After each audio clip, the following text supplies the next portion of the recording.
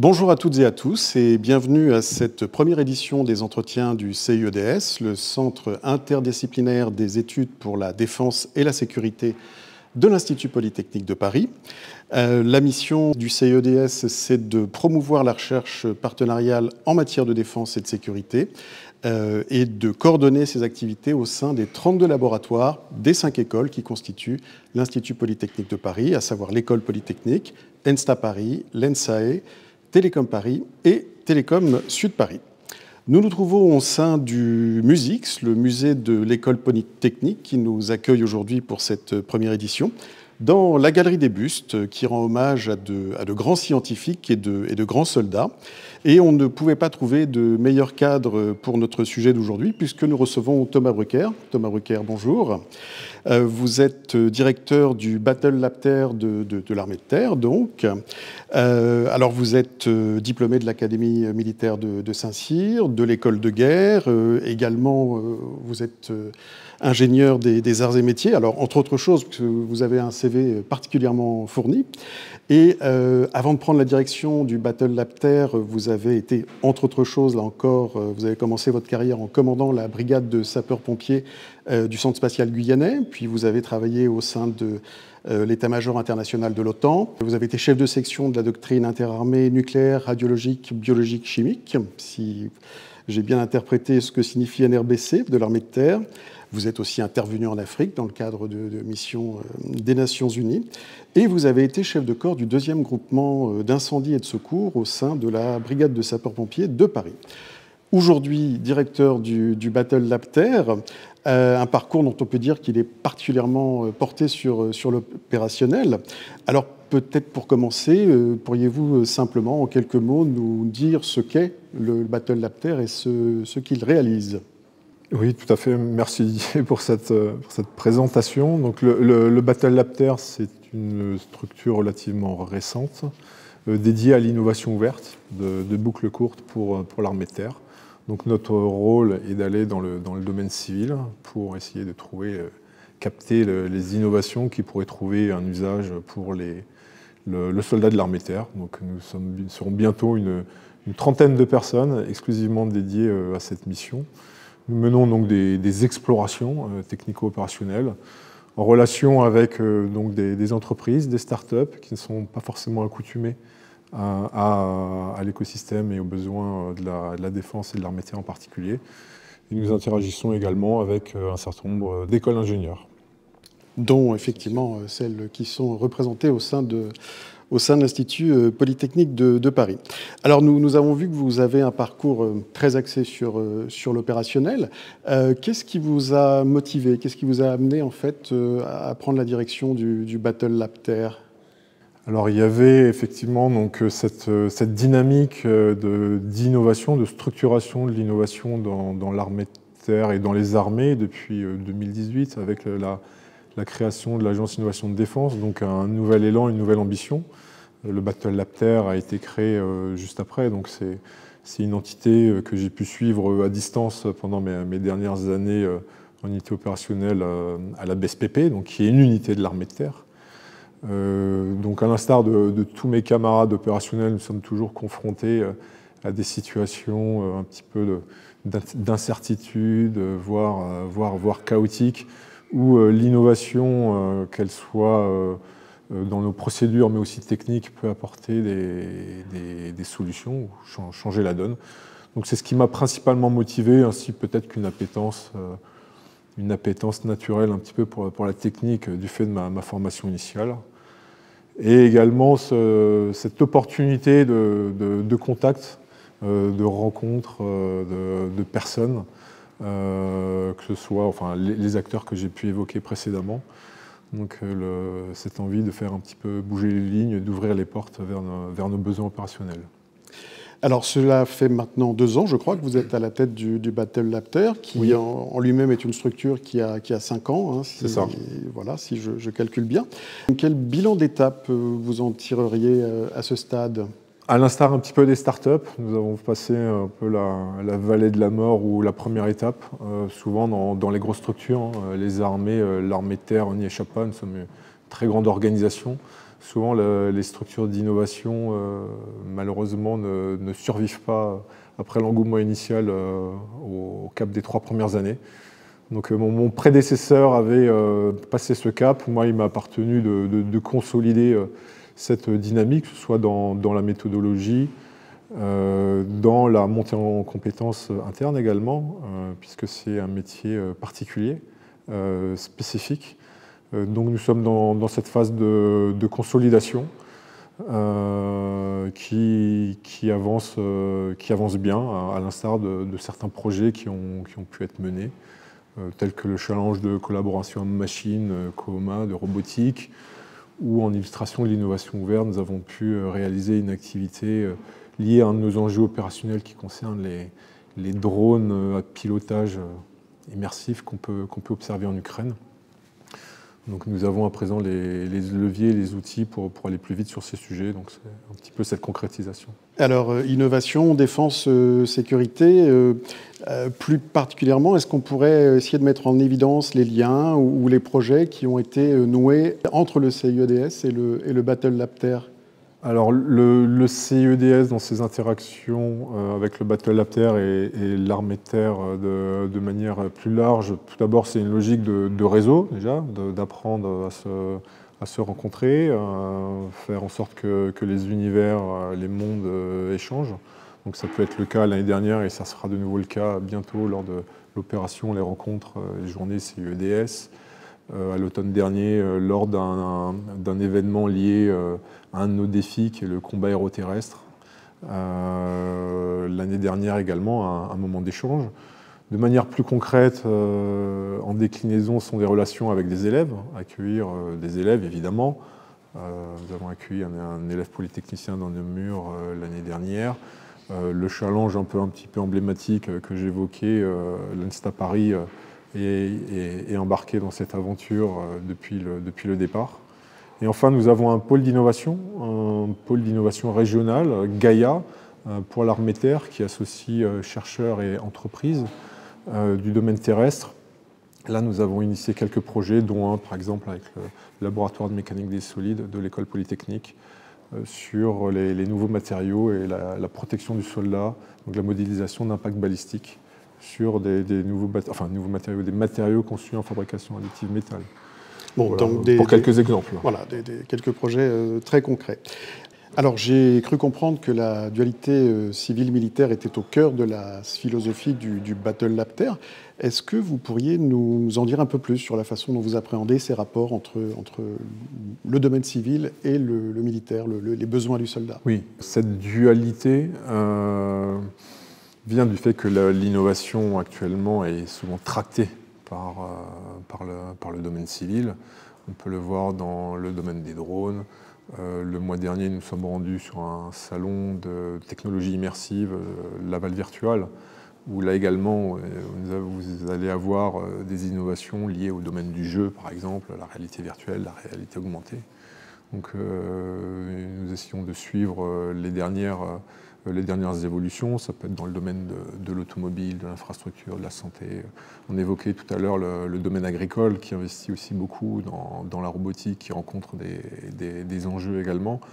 Donc il est intéressant de faire en sorte que ces mondes dialoguent, échangent, partagent des idées, parfois les confrontent. Ensuite, la méthodologie, c'est également d'ouvrir nos portes et d'expliciter, de décrire nos cas d'usage. Donc nous faisons ça de pair avec l'Agence Innovation de Défense également, qui est en contact avec ces acteurs, notamment start-up, petites entreprises qui peuvent avoir déjà des marchés civils, mais qu'on pourrait étendre sur des applications de défense et de sécurité. Donc là, il y a également cette dualité entre certaines applications de défense ou de sécurité qui peuvent avoir un usage de défense. Alors, est-ce que vous pourriez nous donner un ou deux exemples justement de ces applications, sans trahir de secret, bien sûr, mais qu'on pourrait déjà évoquer? Une des dernières acquisitions, une des dernières explorations que nous avons menées, nous avons réceptionné dernièrement un moteur sans hélice qui vient du domaine de la plaisance, en fait, pour des petites annexes. Donc un moteur qui permet, avec sa batterie électrique, sans hélice, de pouvoir déplacer une petite embarcation.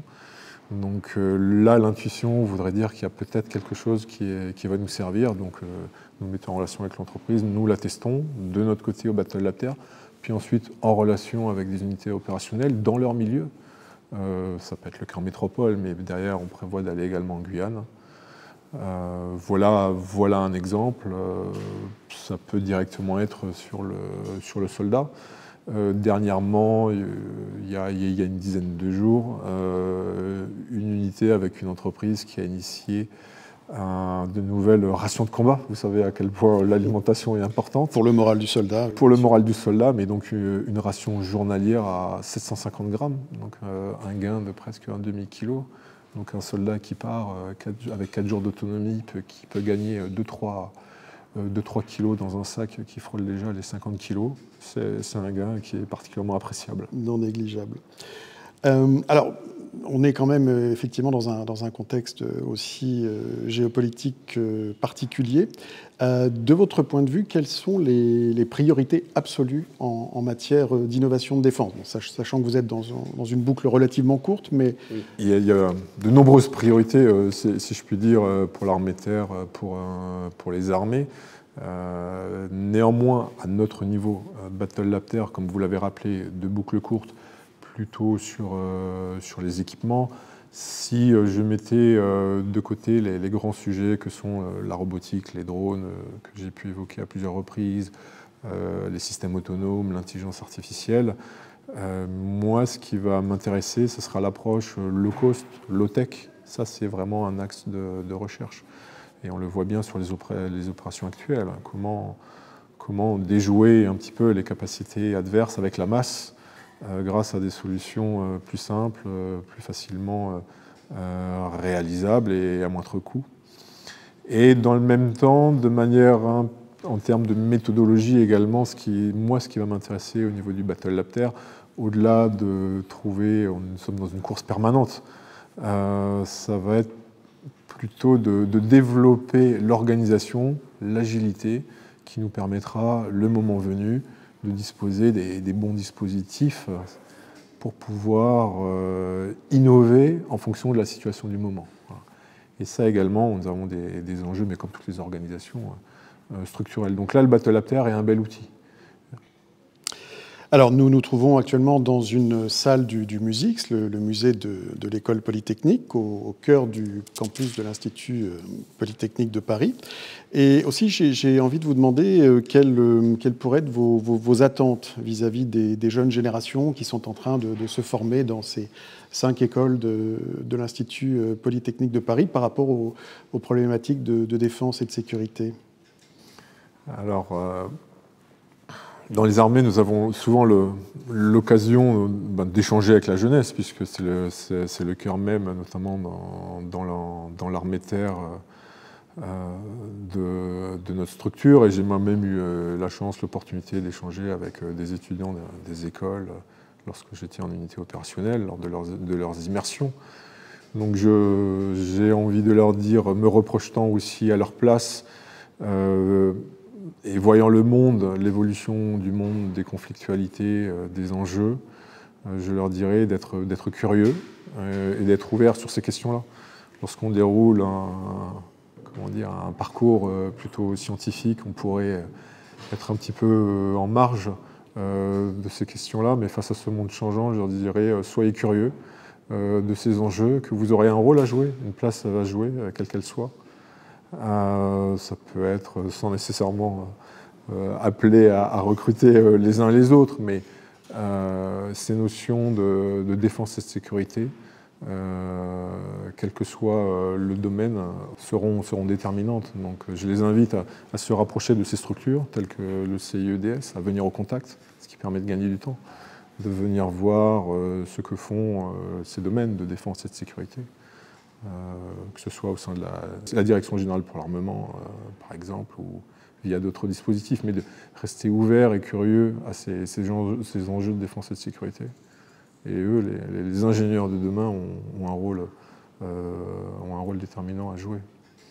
Alors, il semblerait que vos vœux aient été entendus par anticipation, je dirais, puisque l'association étudiante de l'Institut Polytechnique de Paris, qui s'intéresse à ces questions de défense et de sécurité, nous a adressé deux questions très pertinentes, d'ailleurs, que nous allons aborder à présent. Je vais les enchaîner. Donc, la première, c'est quels ont été les grands axes de réorganisation du processus d'innovation dans l'armée de terre, pour autant que, au cours de ces dernières années? Et alors une question assez vaste finalement, comment faire cohabiter un monde rapide et agile comme celui de l'innovation, surtout technique, et celui de l'armée, du temps long et de la robustesse? Alors, vaste sujet sur la réorganisation, en tout cas pour ce qui concerne l'armée de terre depuis quelques années. Ce que j'observe, c'est une réorganisation un petit peu en deux temps. Sur la partie des équipements, adossé à cette création du Battle Lab Terre qui porte une seule partie, une colocalisation des acteurs sous un même commandement. Donc nous avons un officier général en charge au sein de la section technique de l'armée de terre qui a vraiment à présent une vision globale sur toutes les innovations, qu'elles viennent du retour d'expérience, qu'elles viennent du terrain, puisque toutes les unités de l'armée de terre peuvent maintenant directement faire des propositions, et là on a un vrai bouillonnement, ou qu'elles viennent de la partie innovation ouverte. Donc cette concentration d'acteurs permet de créer des synergies et finalement d'accélérer. Ça, c'est le premier temps. Et le deuxième temps, plus récemment, une transformation de l'armée de terre avec la création d'un nouveau commandement, un nouveau pilier au niveau de l'armée, le commandement du combat futur, qui là va plus loin, qui dépasse le simple stade des équipements, qui est dans l'appropriation de ces équipements, adossé à nos tactiques, adossé à notre doctrine, pour combiner les effets, les capacités. Souvent, l'innovation vient de la combinaison de plusieurs capacités.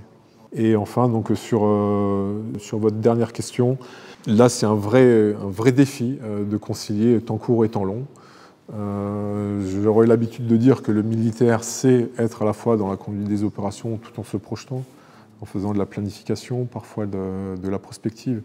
Donc il s'est passé de l'un à l'autre. Lorsqu'il s'agit de développer des équipements, des systèmes d'armes complexes, le défi est finalement de pouvoir rentrer les innovations dans la vie de ces programmes d'armement. Donc c'est un sujet qui dépasse l'armée de terre, c'est un sujet qui concerne les armées, la DGA que j'ai pu citer, qui concerne les industriels. Donc pour nous, il s'agit d'accompagner l'innovation dès le départ et puis de créer nous créons des petites ouvertures dans la vie des programmes d'armement pour intégrer ça dans les itérations. Mais c'est effectivement un vrai défi. Voilà. À notre mesure, au niveau du Battle Lab Terre, avec 2 années de recul, ce qui est important, pour moi, c'est d'accompagner l'innovation dès le départ. Voilà, d'accompagner l'innovation dès le départ, dès les phases de test, de déjà réfléchir à quel moment on pourra intégrer ça dans X années, le moment venu dans une opération d'armement plus conséquente. C'est très clair. Eh bien, Thomas Brucker, merci. Merci infiniment d'être venu répondre à nos questions. C'était le premier épisode des entretiens du CIEDS, le Centre interdisciplinaire des études pour la défense et la sécurité de l'Institut Polytechnique de Paris. Nous recevions Thomas Brucker, responsable du Battle Lab Terre de l'armée de terre. Vous pourrez retrouver cet épisode sur la playlist du CIEDS ainsi que les prochains épisodes dans un lien que vous trouverez dans la description de cette vidéo. Encore merci à tous, à toutes et à très bientôt.